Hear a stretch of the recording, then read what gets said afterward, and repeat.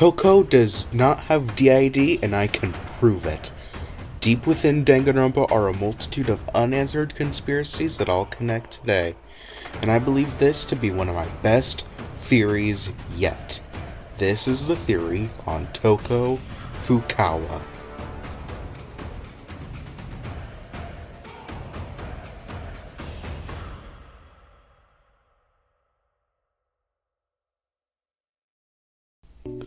Wow, the support for my theories has been lovely to see. Thank you all so much, and stick around till the end. I'll have a special message at the end for y'all. Also, this theory will delve into Ultra Despair Girls a lot, easily the most controversial game in this series. Now, I won't be delving into the specifics of why that game is controversial, but note that I will be mentioning controversial characters. Just not halting the theory to make an essay on them, you know? If you want to see a fantastic deep dive into that game, I highly recommend Nezumi VA's video on the game. It's fantastic, goes into everything from the story to gameplay, etc. Just wanted to make that clear before starting. Anyways, on to the video.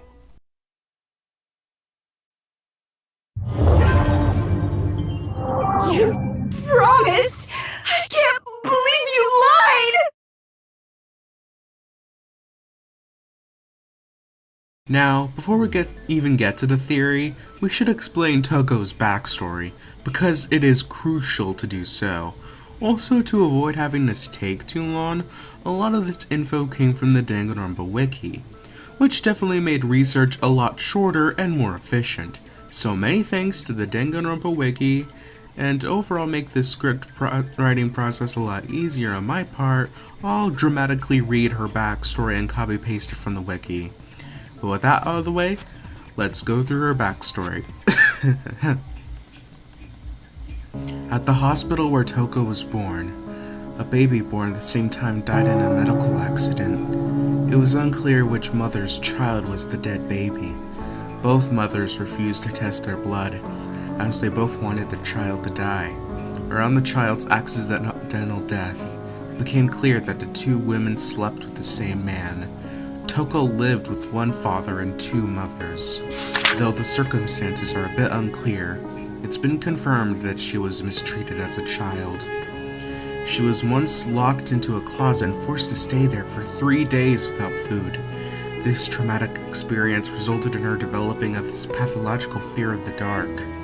She experienced severe psychological pressure and at some point turned to novels for comfort, but her negative feelings were too strong. This childhood trauma caused her to form dissociative identity disorder, D.I.D, with one alter named Genocide Jack. Jack was a serial killer who murdered several young men. The people on the internet, unaware of her gender, started to call her Genocide Jack. Toko blamed her mothers for Genocide Jack's creation. Okay, and that was the dramatic reading from me. Anyways, let's get back to it. Now, because I don't want this to be too long, I only copy-pasted what was necessary. Now, I will say this. DID can be created by childhood trauma and abuse because our personalities are still forming at a young age. But what's bad about Toko's DID portrayal is Genocide Jill. But if you want a bit more in-depth look into her portrayal, there are a lot of videos delving into the topic. I mean, fairly recently I saw a video that was titled something along the lines of Genocide Jill is the worst DID portrayal. But yeah, what did I exactly mean when I said Toko doesn't have DID? Well, let's find out.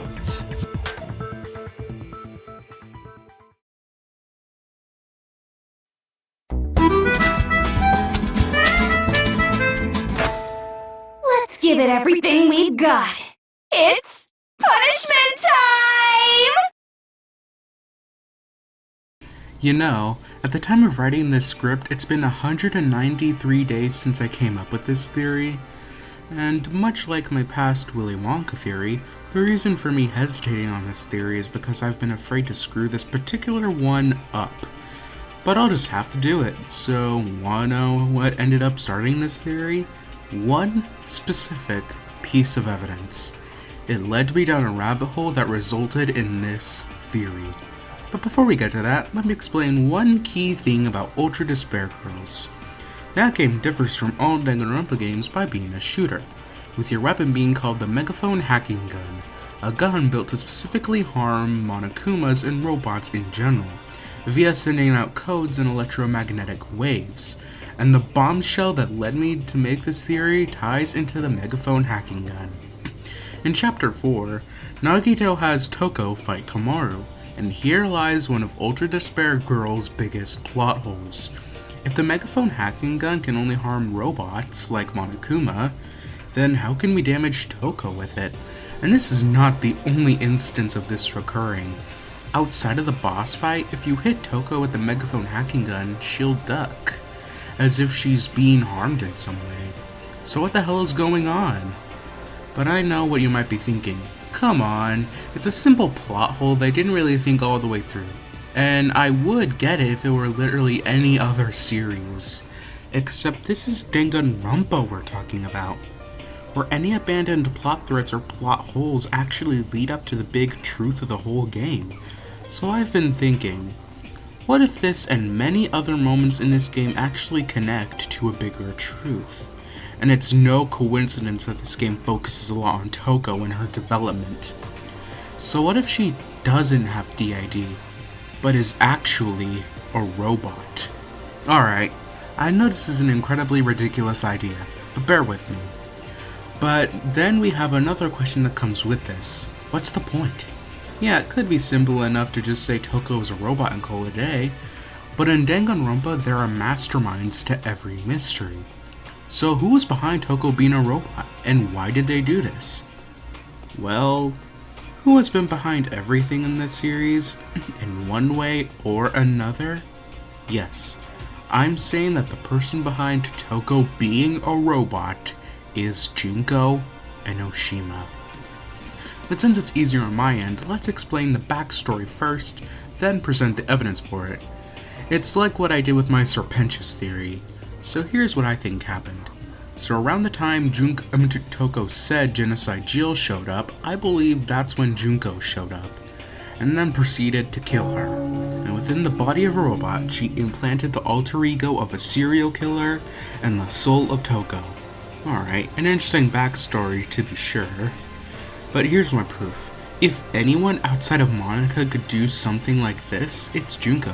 Because we see how fast she can process all this info to brainwash people with anime, like we see in Danganronpa 3. So if she could do that, it's gotta be Junko. Then in the trial of Chapter 6 of the original Danganronpa, Genocide Jill only now decides to reveal the truth of the outside world. But why suddenly now? Let's think about this. Genocide Jill has been more than happy to spat out anything she knew, for better or worse. And this is especially true for how she murders people, like in the second class trial. But she did remember the truth of the outside world the whole time, so why not reveal it at any other point earlier? Hell, from what we see, there are giant Monokumas and people with Monokuma helmets running about, so why didn't she say anything about Monokuma either? It's like she already knew more than we realized. Well, what if this whole time, Genocide Jill and Junko were kinda working together, or at least aware of each other? Junko did create her after all. And why are there these many inconsistencies? I think Junko controlled Genocide Jill on what she could say and what points in time. Like she was allowed to reveal everything about her crimes during the second trial, but wasn't allowed to reveal the truth of the outside world until the time was right. And this could explain how odd it is that we only see Genocide Jill show up during Chapter 2's investigation and trial, and didn't pop up earlier, since we see it's as simple as a sneeze and a faint. It's like Junko has remote control over not just what she says, but also when she shows up too. And this could also explain something else.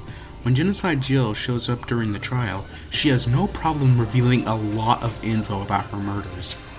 And if you don't believe that there might be some level of power over what she can say and when she can show up, then how come she was never caught beforehand? Because as seen in this photo, Jill is out and about, and if she has no problem spilling the beans on herself, then why wasn't she ever taken to prison?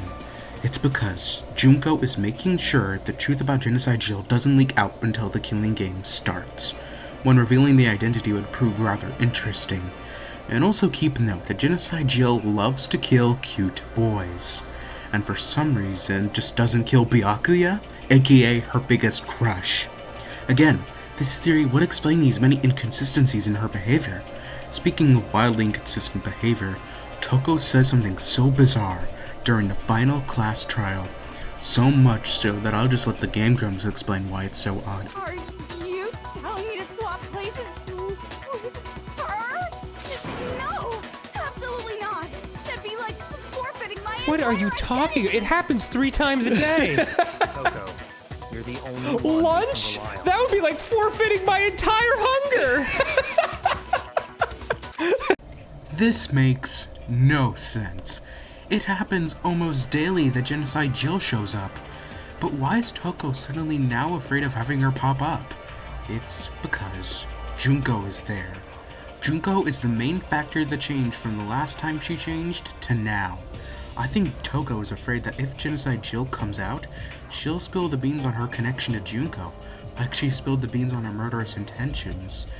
And she's probably afraid not just because of all the outside world seeing it, but also because Byakuya is there, her knight in shining armor, which would also indicate that Toko knows that Junko is her creator, but that's another story. And if it was just one weird moment, then I wouldn't question it too much. But there are too many inconsistencies, so we have a conspiracy. Again, this is Danganronpa we're talking about, the game series that is obsessed with creating absurd yet logical mysteries, so this isn't too bizarre from what we've seen already. When explaining my main theory earlier, I said within the robot body of Toko it contained the soul of Toko and an alter ego of Genocide Jill, or just a serial killer in general. But why so specific? The alter ego thing could be explained by the whole megaphone hacking gun thing, but I have another reason for thinking such a thing. Remember, I said Junko was remotely controlling Genocide Jill on what she can say and when she can appear. Now, does it sound easier to control a soul or an alter ego? Bingo. Also, Junko had already built up alter ego for herself for the Jabberwock Island killing game, and I was thinking that perhaps Genocide Jill was maybe Junko's alter ego the whole time. However, I have something more interesting to offer.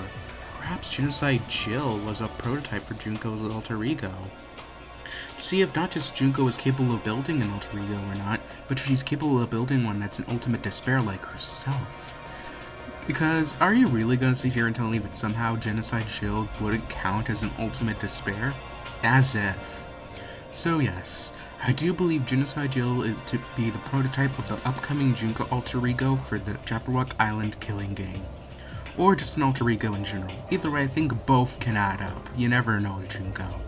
But what about the soul of Toko part? Well, I'm glad you asked, because out of everything I've talked about so far, this is the part that is the most strange. Everything else is tame by comparison. What do I mean by that?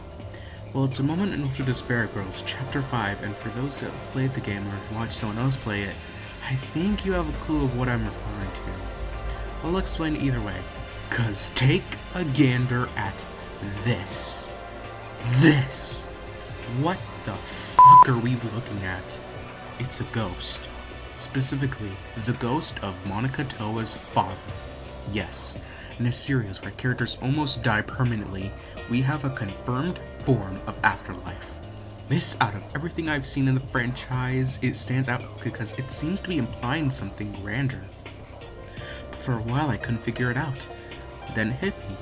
Junko found a way to insert the ghost, or soul, of Toko into the body to coexist with alter ego. This is how it connects, cause it's no mere coincidence that this game focuses on Toko a lot. It's not just some random spin-off or a way to connect Danganronpa 1 and 2. It's also the game that explains all the inconsistencies with Toko that were brought up in the first game. It's all explained. The ghost, the alter ego, and the robot body. It's all there. But I do have proof that Junko somehow has Do I have proof that Junko somehow has access to ghosts? Yes, I do. In Danganronpa V3 Chapter 3, features Korekyu Shinguji being the culprit.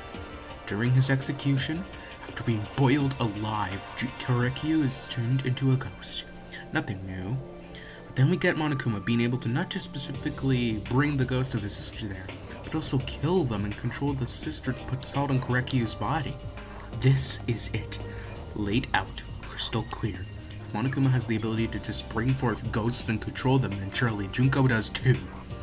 And I say control ghosts because it's strange that Korekyu's sister would be content just killing him, rendering him without an afterlife. But even if we exclude that, point is, Monokuma was able to summon a joke ghost, and I just realized he was able to see them too, and was aware of their existence. Something so far only Kamaru could do in Ultra Despair Girls, meaning it's not a common ability. And again, if Monokuma has that ability, so does Junko. And just when I felt solid about the situation, I realized in Ultra Despair Girls, Toko was the one to perform the exorcism. Irony or mockery. Now when Junko dies, Genocide Jill would be free. The whole remote control thing wouldn't be used anymore. Also explain how only afterwards we see Toko find a way to manually control when Genocide Jill shows up. It's like somehow she couldn't, but only when Junko dies, she finds a way. Very interesting. But as much as I'd like to say that the theory is over, there is one problem. Junko's age. She is supposedly younger than Toko. So, is this theory debunked? Wait. Hold on. I mean, I'm actually 18, but this is really too much! I'm actually 18, but this is really too much! Okay. This line follows up one of Ultra Despair Girls' most controversial parts. Again, Nizumi VA's video on the game does it justice. So again, watch their video and let's just continue with the theory. But yeah, obviously Kotoko was lying about being 18, she's younger. But isn't it odd that a pink-haired girl with pigtails is lying about her age? 'Cause when taken out of context, that kinda sounds like Junko. So I think Junko and Mukuro could have been lying about their ages this whole time. And that's what that lying could have been entailing. Again, Ultra Despair Girls is a game that feels as if it's adding to this grander story. But do I have more proof? Indeed I do. Mukuro served in the military and is allegedly only 16. Are we supposed to buy that? In Japan, the bare minimum age is 18, 17 with parental consent. But why lie about their ages? I think it's because they wanted to enter Hope's Peak as the ultimate despairs and eradicate the world's hope. But, unfortunately, when they actually did graduate, they didn't exactly have ultimate talents, so they never got the chance to enter Hope's Peak Academy. So around their time, they not just decided to initiate their plans, but also had ultimate talents, so they could blend in. They lied about their ages and probably paid people off or killed some people, all just to enter Hope's Peak Academy despite being way older. And this would explain how Junko could have done this to Toko when Genocide Jill showed up at a younger age. But now we come to the big question. Why? Why do this? Just despair. Just to add more tragedy to the world. By giving the world a boy-crazy serial killer with one soul and one alter ego possessing the same body. Now let's explain everything. Junko comes across Toko when her despair was at its peak and killed her. But with her new knowledge of ghosts and alter ego, she creates a robot to implant the soul of Toko in the alter ego of a serial killer, to cause more despair. Then when Junko and Mukuro came to Hope's Peak and saw Toko was there, they remotely controlled Genocide Jill to not spill the beans about herself or anything, because she's a serial killer, and that could spice up their little killing game they've been planning.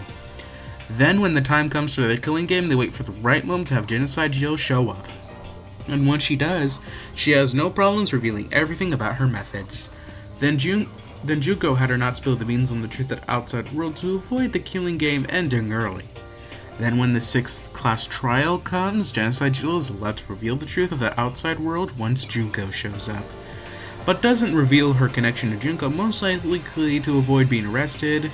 but also probably mostly because of Byakuya, because after all, Genocide Jill and Toko are both equally obsessed with Byakuya. And then, when Junko dies, her control over Genocide Jill is over. This is why Toko doesn't have D.I.D. In reality, the situation is far more complex. And this works because it gives the random, bizarre moments in both Danganronpa 1 and Ultra Despair Girls that were just abandoned, and just gives them purpose. And while making this theory and finalizing it, something clicked. The ultimate proof of Genocide Jill having connections to Junko. If you haven't bought this theory yet, I have the proof you desire. In this series, the color red is often affiliated with despair, and Genocide Jill's eyes are very red. And the reason why this is evidence is because Toko's eyes aren't red, but more of a gray purplish color. So the fact that when Genocide Jill's eyes turns red when she pops up outright confirms it. But because what human can just do that? And the crazy part is I'm not even done. Because take a look at this Junko sprite. Look familiar? It should. Junko has her tongue out in a completely crazy way. Much like a little serial killer of ours. But don't think this theory is done. I'm not done yet. And Christ, I just realized I am 7 pages into the series. I am going insane over the fact that there is more. Because there is one more side to the story. One that doesn't have to do with Toko, but this grander theory. So, let's do this.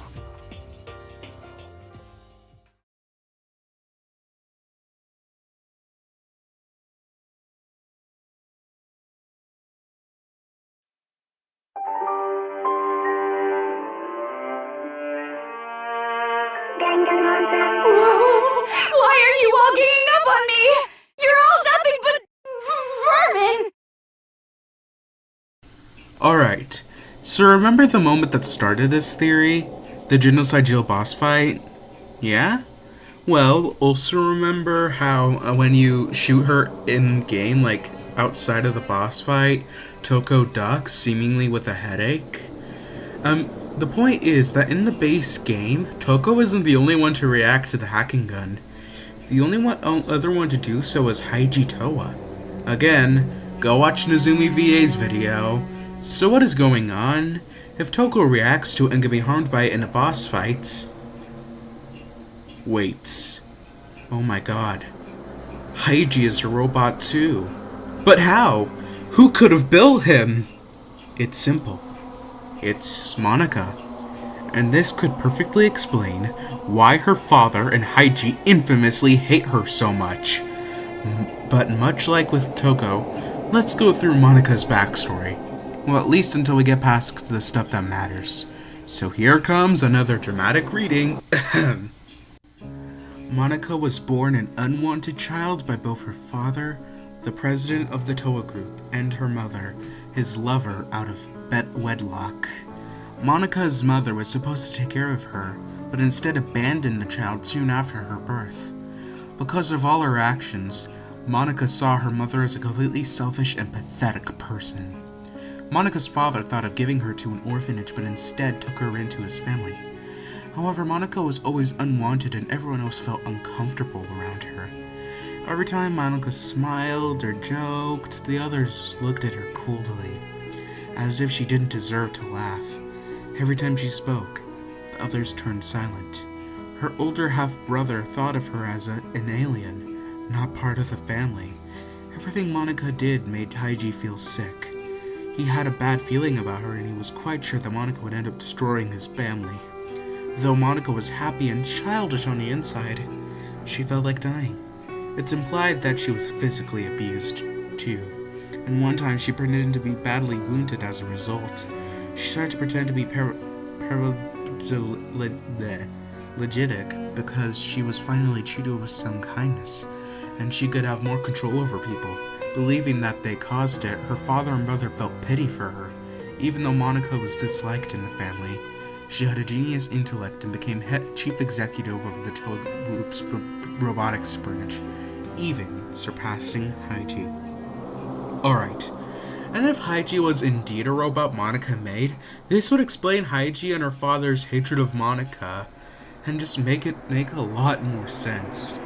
Haiji dislikes being called Monica's big brother because he believes he was built for that purpose only, and that her father was disgusted by her proving that she was indeed more intelligent than he was. I mean, Monica was able to get into such a high position within the Toga group that she surpassed Haiji, probably further cementing Heiji's own hatred of her. I mean, there would be certainly some jealousy that would come from the fact that Monica was able to just create what is essentially a human being. And Haiji calling her an alien also makes somewhat sense with this context. It's because her intellect has gone beyond the average human to an alien status. And that is my Toko theory. I know this last part was really short by comparison to what came before, but yeah, that's the theory. And I'm sorry if at certain points I messed up with, like saying stuff. But yeah, I'm just like, what's the word? Not really tired, more so just my mind's like gone at this point. So I'm just keeping that and I'm not redoing that. Anyways, let's just get to the epilogue already.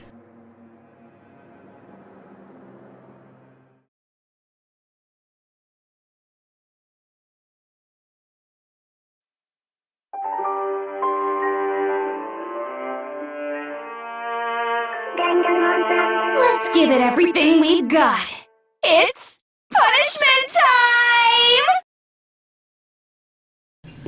Again, thank you so much for the support. I really enjoyed making this theory. Again, I'll be taking a break that could last for either a short time or a long time, but know that whenever I feel like it, I'll post videos here and there. Just note that I'll be rather inconsistent until I say I'll be doing things more efficiently. I'm just gonna be honest about that. Until then, I do have plenty of theories in store that I haven't exactly released yet.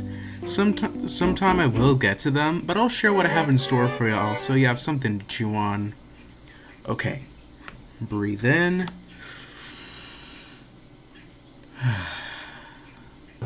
I believe Rose from the Golden Girls and Saint Olaf to be in the center of an alien and Nazi conspiracy. Stitch to be the anti-chaos in which he's being used by the Disney company to bring many universes closer together. The animals of Hell of a Boss are being trained to kill Hellborn for the resurrection. DJ Lance is the god of the Nickelodeon universe. A Troll in Central Park is a hidden prequel to Little Shop of Horrors.